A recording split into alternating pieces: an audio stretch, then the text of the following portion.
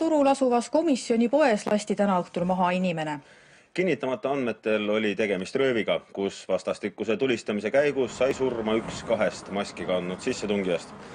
Hukkunud mehe isik on selgitamisel. Politsei sai väljakutse Lasnamäele Pae tänavale veidi pärast kella 6 õhtul. Maskides röövlitest rääkis Aktuaalsele kaamerale ka üks pealtnägija.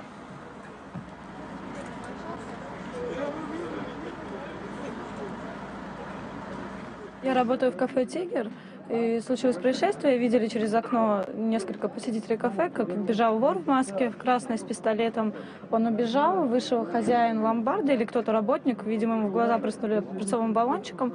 И второй вор лежал вот между дверей, лицом к земле. Его откачивали очень долго, часа 2 назад, наверное, это уже случилось.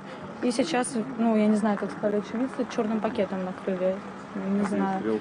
Перестрелки, я думаю, не было такого. Нет, не слышала перестрелки. Видимо, я думаю, что по голове его ударили. Politsei